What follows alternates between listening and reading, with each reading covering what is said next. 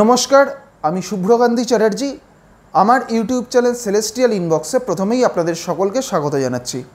বর্তমান গ্রহগত অবস্থানের ভিত্তিতে আমাদের রাশিচক্রের পঞ্চম রাশি অর্থাৎ সিংহ রাশির জাতক জাতিকাদের এই সেপ্টেম্বর মাস কেমন যেতে পারে, আজকে আমি সেই বিষয়ে কিছু কথা বলবো। প্রথমেই যেটা বলবো যে এই সেপ্টেম্বর মাসে আমাদের রাশিচক্রে সিংহ রাশির সাপেক্ষে কোন কোন গ্রহ কোথায় কোথায় অবস্থান করবে। প্রথমেই বলি যে এই মুহূর্তে সিংহ রাশির ঘরে রবি এবং বুধ একত্রে অবস্থান করবে এবং আগামী 16ই সেপ্টেম্বর রবি চলে যাবে সিংহ থেকে কন্যা রাশির ঘরে। অর্থাৎ আগামী 16ই সেপ্টেম্বরের পর থেকে রবি চলে যাবে সিংহ রাশির সাপেক্ষে দ্বিতীয়, এবং ঠিক একইভাবে আগামী 23শে সেপ্টেম্বর বুধও চলে যাবে সিংহ থেকে কন্যা রাশির ঘরে, অর্থাৎ সিংহ রাশির সাপেক্ষে দ্বিতীয়। সিংহ রাশির এই দ্বিতীয়ই অর্থাৎ কন্যা রাশির ঘরেই এই মুহূর্তে অবস্থান করছে শুক্র এবং কেতু, এবং আগামী 18ই সেপ্টেম্বর শুক্র চলে যাবে কন্যা থেকে তুলা রাশির ঘরে। অর্থাৎ আগামী 18ই সেপ্টেম্বরের পর থেকে শুক্র চলে যাবে সিংহ রাশির সাপেক্ষে তৃতীয়ভাবে। সিংহ রাশির সাপেক্ষে সপ্তমে অর্থাৎ কুম্ভ রাশির ঘরে এই মুহূর্তে শনি অবস্থান করছে। সিংহ রাশির সাপেক্ষে অষ্টমে অর্থাৎ মীন রাশির ঘরে থাকছে রাহু। সিংহ রাশির দশমে অর্থাৎ বৃষ রাশির ঘরে এই মুহূর্তে বৃহস্পতি অবস্থান করছে, এবং সিংহ রাশির সাপেক্ষে একাদশে অর্থাৎ মিথুন রাশির ঘরে অবস্থান করছে মঙ্গল।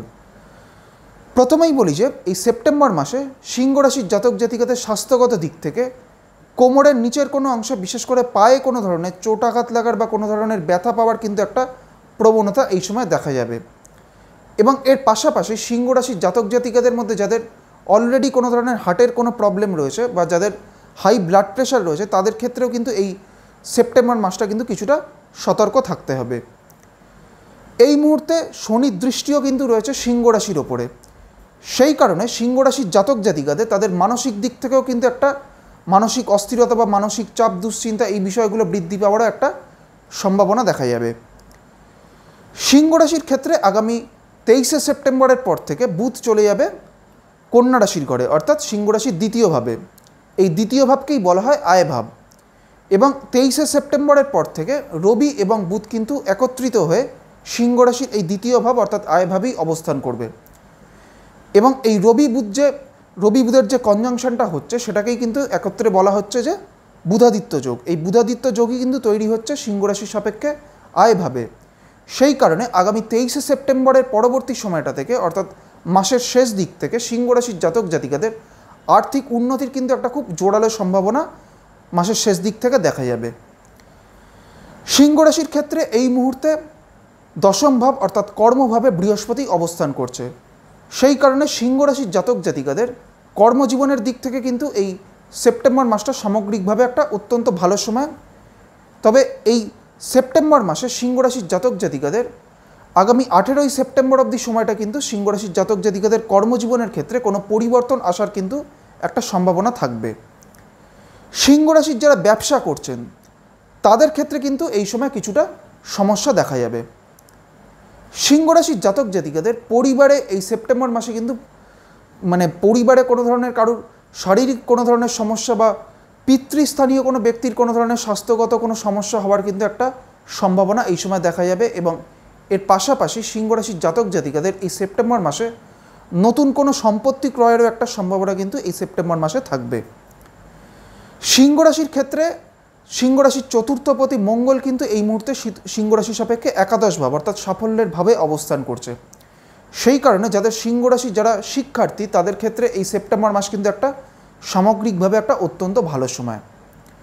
এইবার আমি আসছি সিংহ রাশির যে নক্ষত্রগুলি রয়েছে অর্থাৎ মঘা, পূর্ব ফাল্গুনী এবং উত্তর ফাল্গুনী, এই তিনটি নক্ষত্রের জাতক জাতিকাদের এই সেপ্টেম্বর মাস কেমন যেতে পারে।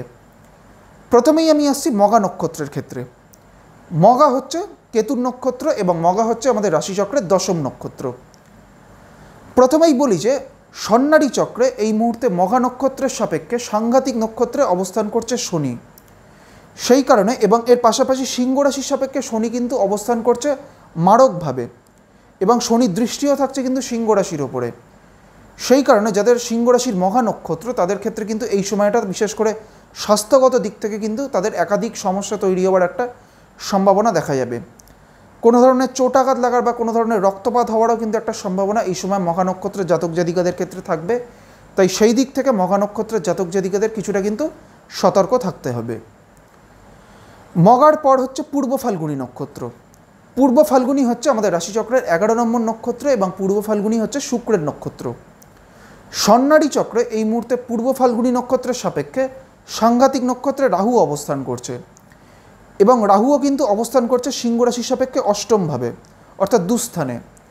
সেই কারণে যাদের পূর্ব ফাল্গুনী নক্ষত্র তাদের ক্ষেত্রেও কিন্তু এই সময় একটা চোট আঘাত লাগার বা কোনো ব্যথা পাওয়ার কিন্তু বা কোনো ধরনের হাড়ে কোনো চোট পাওয়ার কিন্তু একটা সম্ভাবনা এই সময় দেখা যাবে। তাই সেই দিক থেকে পূর্ব ফাল্গুনী নক্ষত্রের জাতক জাতিকাদের কিছুটা সতর্ক থাকতে হবে। তবে পূর্ব ফাল্গুনী নক্ষত্রের জাতক জাতিকাদের আর্থিক দিক থেকে বা তাদের কর্মজীবনের দিক থেকে এই সেপ্টেম্বর মাসটা কিন্তু সামগ্রিকভাবে একটা ভালো সময়।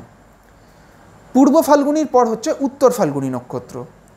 উত্তর ফাল্গুনী হচ্ছে রবির নক্ষত্র এবং উত্তর ফাল্গুনী আমাদের রাশিচক্রের 12 নম্বর নক্ষত্র। এই উত্তর ফাল্গুনী নক্ষত্রের প্রথম চরণটি সিংহ রাশিতে এবং পরবর্তী বা শেষ 3টি চরণ রয়েছে কন্যা রাশির ঘরে। এই মুহূর্তে নবতারা চক্রে উত্তর ফাল্গুনী নক্ষত্রের সাপেক্ষে প্রত্যরী নক্ষত্রে শনি অবস্থান করছে। যখন কোনো নক্ষত্রের সাপেক্ষে প্রত্যরী নক্ষত্রে শনি অবস্থান করে তখন সেই নক্ষত্রের জাতক জাতিকাদের ক্ষেত্রে কিন্তু তাদের বিভিন্ন কাজে কিন্তু বাধা বিপত্তি চলে আসার কিন্তু একটা সম্ভাবনা দেখা যায়। তাই এক্ষেত্রেও যাদের সিংহ রাশির উত্তর ফাল্গুনী নক্ষত্র তাদের ক্ষেত্রেও এই সময় কিন্তু বা এই সেপ্টেম্বর মাসে তাদের বিভিন্ন কাজে কিন্তু একাধিক বাধা বিপত্তি ফেস করার একটা সম্ভাবনা থাকবে। কোনো কাজ কিন্তু তাদের একবারে হতে চাইবে না। এবং এর পাশাপাশি উত্তর ফাল্গুনী নক্ষত্রের জাতক জাতিকাদের স্বাস্থ্যগত দিক থেকেও এই সময়টা বা এই সেপ্টেম্বর মাসটা কিন্তু কিছুটা সচেতন থাকতে হবে। উত্তর ফাল্গুনী নক্ষত্রের জাতক জাতিকাদের উদ্দেশ্যে আরেকটি বিষয় বলবো যে এই সময়টা আপনারা কোনো ধরনের গুরুত্বপূর্ণ কোনো সিদ্ধান্ত নেওয়া থেকে বিরত থাকার চেষ্টা করবেন। আজকে আমি আমাদের রাশিচক্রের পঞ্চম রাশি অর্থাৎ সিংহ রাশির জাতক জাতিকাদের এই সেপ্টেম্বর মাস কেমন যেতে পারে সেই বিষয়ে আলোচনা করলাম এবং এর পাশাপাশি সিংহ রাশির যে নক্ষত্রগুলিও রয়েছে অর্থাৎ মগা, পূর্ব ফাল্গুনী এবং উত্তর ফাল্গুনী এই 3টি নক্ষত্রের জাতক জাতিকাদের এই সেপ্টেম্বর মাস কেমন যেতে পারে সেই বিষয়ে আপনাদের একটা সংক্ষিপ্ত ধারণা দেওয়ার চেষ্টা করলাম। পরবর্তী ভিডিওগুলির মাধ্যমে আমাদের পরবর্তী যে রাশিগুলি রয়েছে সেই রাশিগুলির জাতক জাতিকাদের এই সেপ্টেম্বর মাস কেমন যেতে পারে সেই বিষয়ে আলোচনা করব। সবশেষে এটাই বলবো, আপনারা সকলে খুব ভালো থাকুন এবং সুস্থ থাকুন, এটাই প্রার্থনা করি। নমস্কার।